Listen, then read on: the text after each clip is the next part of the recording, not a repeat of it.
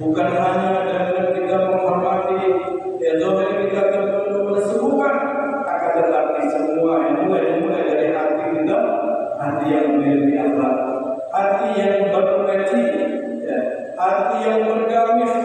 hati yang dihiasi dengan hiasan akhlak dan budi Nabi Muhammad SAW. Ya, lama kadang-kadang masih ada di antara kita dan kaum muslim, saudara, teman dekat kita dan lain sebagainya. Ya, dia hadir majelis, dia salat lima waktu, tapi masih juga kadang mengganggu domba satu sama lain. Ya, mengadukan apa yang disampaikan oleh temannya kepada orang yang dibicarakan sehingga satu sama lain akhirnya menimbulkan karena ada masalah yang sangat tidak boleh. Dan sebaliknya, Nabi Muhammad SAW juga menyatakan, la yablugul amalu fihi min su'i khuluqihi, akan sampai seseorang dengan akhlak dan perangai yang tidak baik di asfali dalam jahannam. Pada tempat neraka jahannam yang paling bawah dikarenakan akhlak dan perangai budi yang buruk yang ia miliki. Seperti tadi sudah mengadu domba, seperti hal-hal yang buruk yang masih ada hasud dan irinya. Apalagi yang sekarang iri dan hasud masih ada pada mereka para hamba. Ya, mereka yang dikatakan adalah cucu Nabi Muhammad SAW masih ada sifat iri tersebut. Maka ini yang menyampaikan seseorang itu pada derajat neraka jahannam yang paling bawah. Jadilah kemuliaan pada status kita. Ya, ada yang mulia dengan harta bendanya, ada yang mulia dengan pangkat dan jabatannya, ada yang mulia dengan kesukuannya, ada yang mulia dengan kemuliaan yang mereka miliki karena cukuplah mereka merasa mulia dan kemuliaan mereka. Jangan lagi kita memiliki sifat hasud dan dengki akan kenikmatan yang dimiliki oleh orang lain. Karena kalau kita masih mengurusi orang lain, mengurusi nikmat yang dimiliki Allah berikan kepada orang lain, di dalam syariat dikatakan, ya, man lawan nas maka ya. Barang siapa yang suka melihat-lihat hasil kelebihan akan nikmat-nikmat Allah berikan kepada orang lain, apalagi ada dirinya dan dirinya kepada orang lain Allah berikan nikmat maka dia akan mati kesumpahan. Ya, mati dalam keadaan sumpah. Ya, pikirannya sumpah. Kenapa? Begitu banyak nikmat yang Allah SWT berikan kepada seseorang yang beda-beda. Ada yang diberikan dengan akalnya, kesehatannya, ya, kepandaiannya, kecerdasannya. Ada yang diberikan dengan hartanya, ada yang diberikan dengan pandai manajemennya, ada yang diberikan dengan pandai berusaha dan lain sebagainya. Dia mati kesumpahan kalau tidak ayat mengusi orang lain dan tidak ada masalah diri hasud kepada orang lain. Dan karena itu, ya, akhlak yang mulia inilah yang menyebabkan seseorang dekat dengan Nabi Muhammad SAW. Sudah senang apabila kita atau umatnya bisa meniru dan mencontoh dan mengamalkan atau meladani akhlak yang disampaikan kepada kita, akhlak yang dicontohkan kepada kita semua. Sesungguhnya itu semua adalah akhlak yang disebabkan Allah Nabi Muhammad SAW memuji Nabi kita Muhammad SAW. Menyebabkan Nabi Muhammad SAW diluluhkan sampai hari kiamat nanti. Sampai hari kiamat nanti diluluhkan dengan apa? Bukan dengan banyaknya sholat. Kalau dia orangnya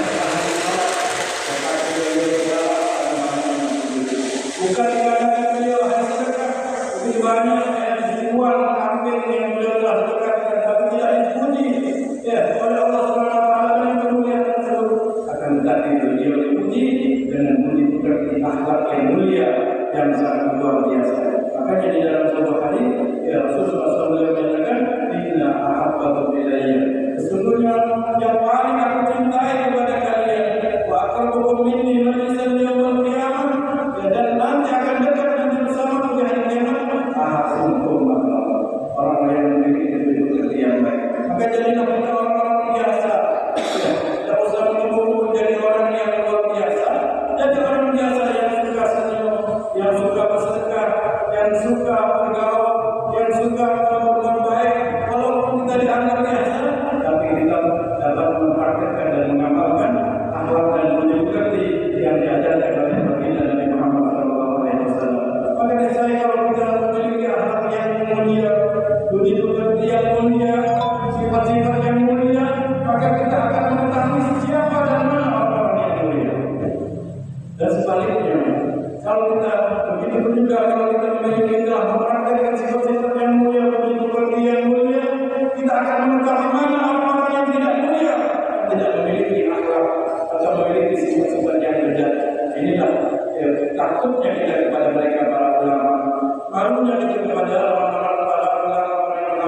hidupnya, karena mereka adalah orang-orang yang memiliki akhlak dan budi pekerti yang sangat mulia.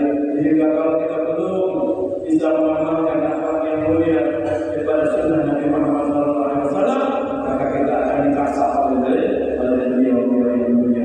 Dan karena itu kemuliaan yang sangat yang luar biasa ini, yang Allah berikan kepada umat Nabi Muhammad SAW ini, jangan kita sia-siakan. Saya pernah sampai Sayyidina Umar bin Khattab, beliau adalah orang yang sangat mulia, mertua beliau mertua Nabi Muhammad SAW. Ini suatu saat kalau beliau datang ke majlis Nabi Muhammad SAW, ya, dan melewati tempat perempuan-perempuan yang hadir di majlis Nabi Muhammad SAW, langsung masuk ke majlis tersebut. Ya, perempuan-perempuan yang santai-santai dulu yang masih terbuka hidupnya langsung saya betul-betul hijab. Saat itu Rasulullah SAW tersenyum melihat keadaan tersebut. Akhirnya saya nampak mengetahui apa yang terbuka ya Rasulullah, apa yang membuat tersenyum ya Rasulullah, apa yang malu, apa yang tertunjukkan. Akhirnya Rasulullah SAW memberitakan bahwasanya kalau kau masuk tadi itu perempuan-perempuan yang ada di langsung dia cepat-cepat untuk hijab. Ya, tutup dan cepat-cepat mereka menutup awalnya, yang namanya perempuan di tempat yang tertutup mereka ya santai karena ya terbuka hidupnya dan sudah tertutup. Ya.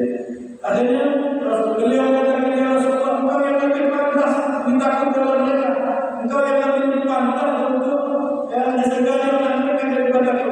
Tidak ya saya Umar, dikarenakan engkau adalah orang yang sudah mengamalkan hal yang sangat mulia.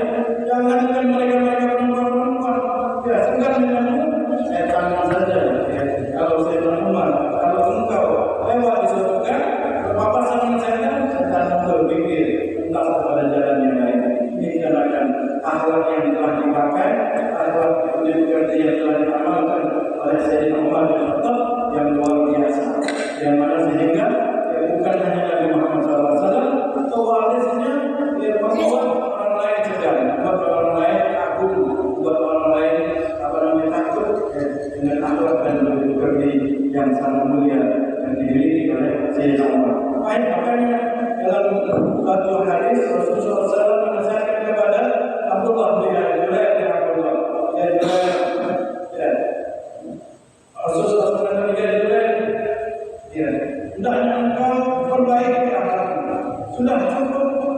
Ini nasihat Rasulullah kepada Jubair, nasihat kepada kita semua ya Jubair. Sudah cukup. Allah muliakan, Allah baguskan bentuk tubuh kita, bentuk tubuhmu. Maka baguskan akhlakmu. Jadi Allah, kita harus merasakan Allah telah berikan kepada kita nikmat yang banyak.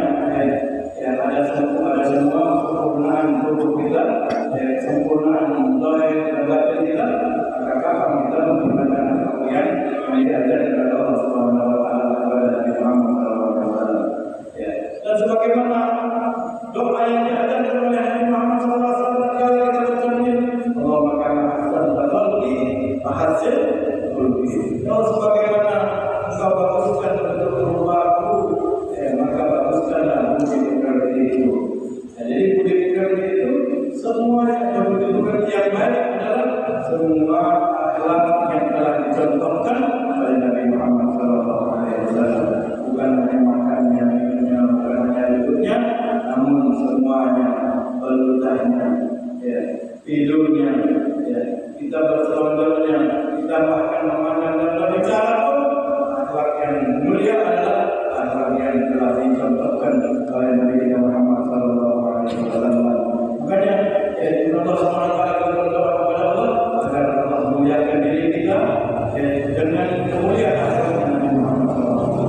Allah indahkan derajat kita di akhirat, Allah tinggikan derajat kita dengan akhlak dan budi pekerti yang telah diajarkan kepada Nabi Muhammad SAW. Karena penduduk surga mereka adalah orang-orang yang bertutur kata yang bagus, orang-orang yang berperilaku yang baik, sehingga mereka ditetapkan di dalam surga yang dan masih pantaskah kita menempati surga yang mulia kalau kita masih belum memiliki, belum sempurna akhlak dan budi pekerti Nabi Muhammad SAW. Rasulullah SAW beliau berkeluarga, namun beliau adalah orang yang baik dalam akhlak dan budi pekerti pada keluarga. Yang adalah seorang pemimpin, namun beliau adalah yang terbaik